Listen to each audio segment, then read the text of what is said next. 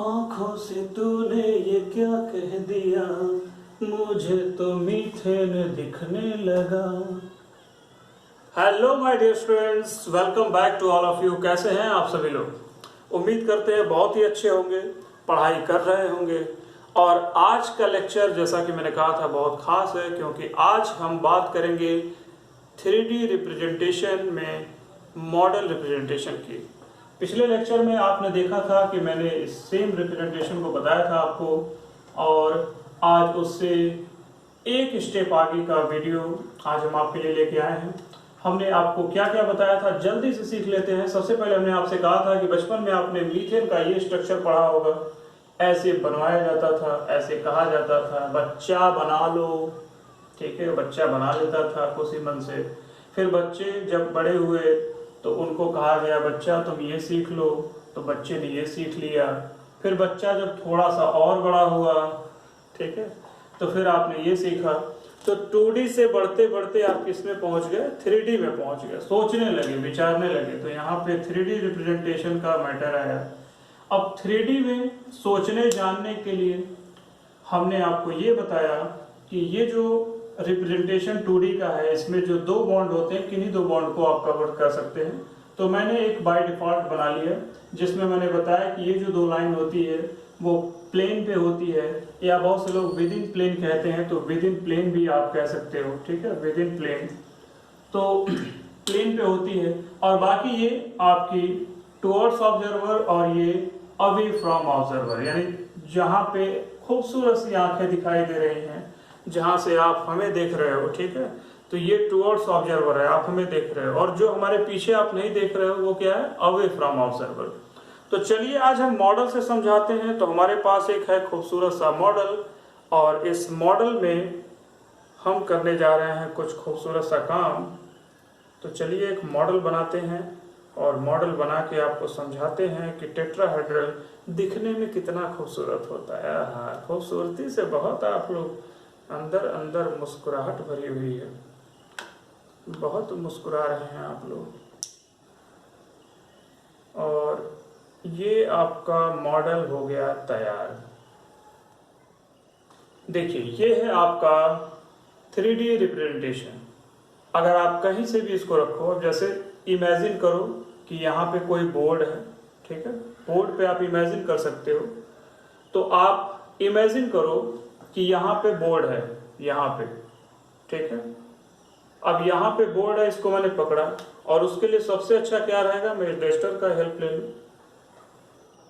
अब इस मॉडल को हमने इस पे रख दिया। ठीक है, ऐसे रख दिया। तो अब बड़े ही ऑनेस्टी से बताना, पहले देख लो इसका कलर, देख लो। ठीक है, खूबसूरत सा रेड कलर। ठीक है, ये येलो, ये दो व्हाइट है। ठीक है, अब इसको मैं यहां रखने जा रहा हूं। ठीक है, अब मुझे बताइए कि क्या आपको रेड वाली बॉल दिख रही है? इसे क्या कहा जाएगा? Away from observer. तो ये आप देखो, ये जो येलो वाली है, येलो, ये आपकी तरफ दिखाई दे रही है। ठीक है, और ये जिस पे रखा गया है वो क्या है? Within plane. तो ये प्लेन वाला ये लाइन हो गया, दो हाइड्रोजन। ठीक है, और जो रेड वाली आपको नहीं दिखाई दे रही थी, इसको जैसे ही मैंने ऊपर कवर अप किया, और अगर यहां से मैं पकड़ लूं इसे, ठीक है, तो इसे 3D रिप्रेजेंटेशन कहा जाता है, 3D मॉडल कहा जाएगा।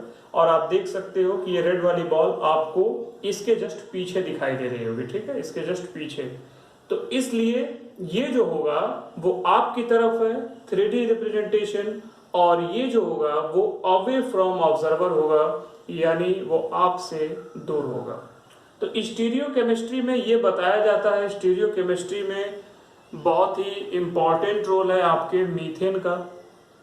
मीथेन आप समझ सकते हैं हाइड्रोकार्बन की शुरुआत का सबसे पहला कंपाउंड यानी मीथेन है, और मीथेन से ही सभी स्टीरियो की शुरुआत हो जाती है। मीथेन से ही इथेन बनेगा आगे चल के होमोलॉगस सीरीज के जरिए। तो मीथेन में अगर आप CH2 के और मॉलिक्यूल जोड़ दें, कार्बन और दो हाइड्रोजन, तो बन जाएगा इथेन, और वो हो जाएगा C2H6। और C2H6 की भी ज्योमेट्री बिल्कुल अलग तरीके से होती है, क्योंकि C2H6 में इसमें एक दिखाई दे रहा है, इसमें 2 कार्बन हो जाएगा, तो उसकी स्टीरियो में थोड़ा सा जैसे ये है वैसे वहां भी बनेगा, बस फर्क क्या होगा कि एक बॉन्ड और इस पे ऐड हो जाएगा। ठीक है, तो ईथेन की ज्योमेट्री फिर कभी हम समझाएंगे आपको। एक और खास बात आपने अक्सर देखा होगा, मीथेन के बाद जब 2 कार्बन की ज्योमेट्री के बारे में बात की जाती है तो अक्सर कार्बन डबल बॉन्ड कार्बन की जब ज्योमेट्री आती है, इसे क्या कहेंगे? इथाइन कहेंगे? जी नहीं, एथीन, क्योंकि ये है डबल बॉन्ड। हाँ, डबल बॉन्ड। डबल बॉन्ड को क्या कहते हैं? ईन कहते हैं। ट्रिपल बॉन्ड को क्या कहेंगे? आइन कहेंगे। और सिंगल बॉन्ड को क्या कहेंगे? एन कहेंगे। तो यहां देखिए सभी सिंगल बॉन्ड है, तो इसे हमने एन कहा, तभी तो मीथेन नाम हुआ। तो यहां पे डबल बॉन्ड है, इसे क्या कहा जाता है? एथीन कह सकते हैं हम, 2 कार्बन है, या फिर इसे लोग इथाइलिन भी कहते हैं, तो इथाइलिन भी आप लिख सकते हो। ठीक है, इसकी स्टीरियो बिल्कुल अलग तरीके की होती है, क्योंकि इसमें बॉन्ड का फ्री रोटेशन नहीं हो पाता है। बॉन्ड का फ्री रोटेशन का सेंस क्या है कि एक्चुअली में ये जो आपको 2 डबल बॉन्ड यहाँ पे दिखाई दे रहे हैं, ये 2 डबल बॉन्ड कार्बन कार्बन के मूवमेंट को लॉक कर देते हैं। मतलब ये कार्बन फिक्स हो गया, वो कार्बन रोटेट नहीं कर सकता है डबल बॉन्ड के केसेस में। इसी तरह ट्रिपल बॉन्ड के भी केसेस में होगा। तो डबल बॉन्ड के केसेस में कार्बन कार्बन लॉक हो जाते हैं, जिसकी वजह से फ्री मूवमेंट नहीं हो पाता है, और इसलिए उनकी स्टीरियो जैसे रहेगी वैसे फिक्स रहेगी। लेकिन अगर आप देखोगे आगे चल के, जो सिंगल बॉन्ड वाले जितने भी आपको एटम मिलेंगे उनके बीच अक्सर रोटेशन होते रहते हैं। बॉन्ड कभी यहाँ है तो कोई जरूरी नहीं है। अब जैसे आप यहाँ देख लो, मॉडल में दिखा रहा हूं, यहाँ देखो, अभी मैंने ये कहा आपसे कि यहाँ पे ये आपका क्या है, ये आपका दिखाई दे रहा है टुवर्ड्स ऑब्जर्वर। तो ऐसे केसेस में अगर आप पीछे देखोगे तो आपको क्या दिखाई देगा? भाई पीछे आपको ये दिखाई दे रहा है कि ये रेड कलर है।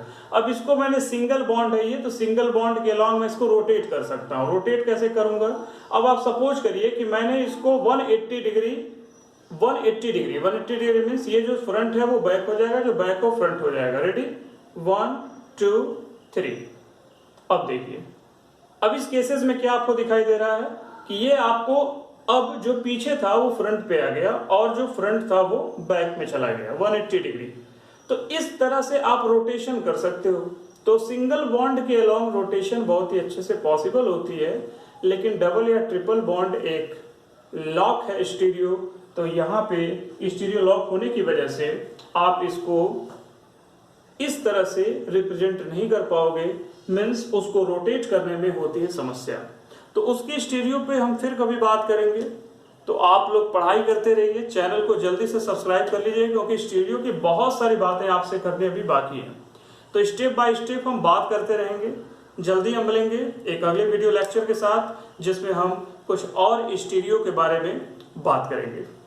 तो पढ़ाई करते रहिए। Wishing a very all the best, take care.